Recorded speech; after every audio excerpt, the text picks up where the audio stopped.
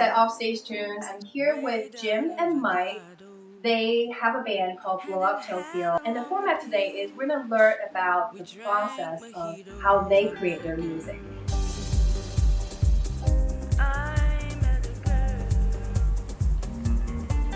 My name is Jim, and I'm a percussionist. This instrument back here is one of my primary instruments called the vibraphone. I'm a drummer as well, and I've been composing for about 5 years or so. My name is Mike. I am a drummer first. I'm a DJ, I'm a producer. I just sort of get in there and get my hands dirty. Let's get into I think you have 7 steps that you created. I do. That's like a standard process of creating the music. Yeah. Let's go into those. Yeah, cool. Number 1. Number 1, tracking. Basically, it started out piano, vibraphone, and beat. Let's call that drums, but you know, for the sake of it was done on a computer or on like a drum machine, and we just go through and we just amass a bunch of like what we call like riffs. Mm-hmm. And then I would just keep tracking piano and then drums. Second step, I would edit all that. So I would sit here trying to be inspired and trying to figure out what these 3 instruments are going to say or what the context is. So it's like you two sitting there in front of a computer with your headphones on, Yep. listening and figuring out what's working and what's not. Left the pain in the past, the future. So number 3 is basically adding the name. And you could do that using some synth sounds or some, top end, some higher pitched bass sounds that, fills out that middle range. On this particular song, I had a bassist that I actually went to his apartment and I tracked him playing, and then I did the same thing where I edited. And then we added the bass.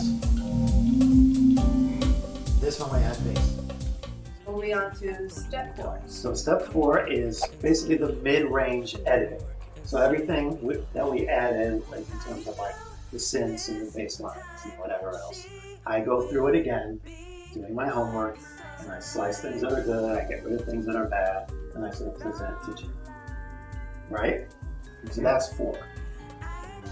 5? Vocals, a very important thing. So our first 2 singles, we had a special friend of mine, Tiffany Barbour, who's been working in band with me for years, has come in and sang vocals on our tracks. We're not necessarily only going to do tracks with her, and we're interested in other vocalists. If you are interested in getting on our tracks, holler at me.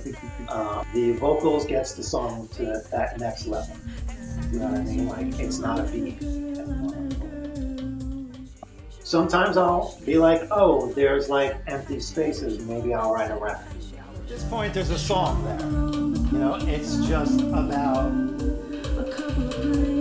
getting to the stage where you have an arrangement and you have everything sounding where you like it, and it's sort of starting to tell a story. If I hear a song that's got vocals in it, I would think that, okay, the vocal part probably came first, and then you add all these other things to support it. But for you, it's like it starts with a vibraphone, and then you layer on top, and then the vocals is kind of like icing on the cake. Is that an accurate way of describing it? Yeah, I think the vocals brings the story to the whole thing.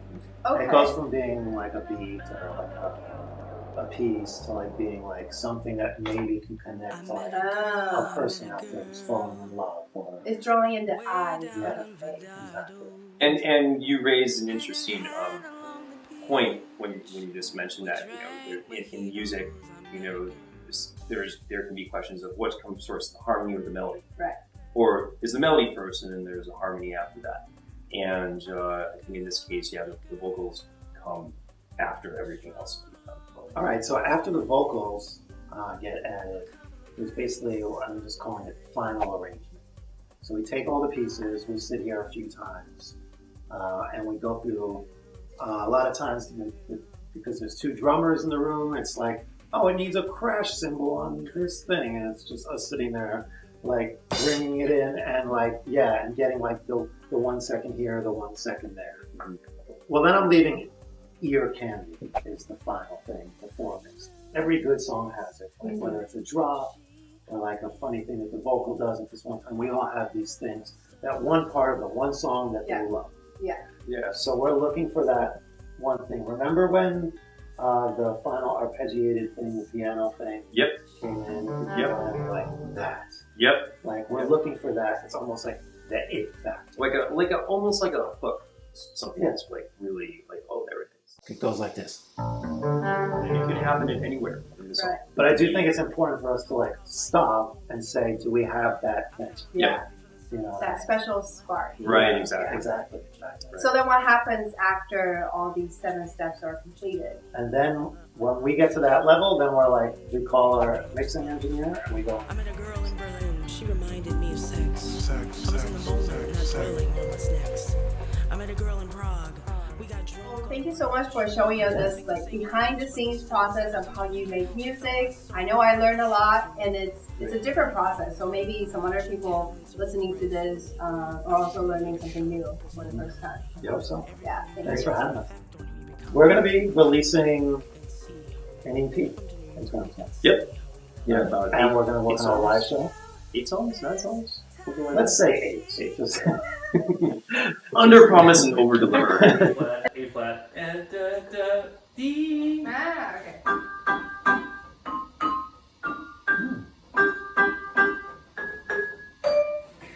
Yeah. Do you want it, John?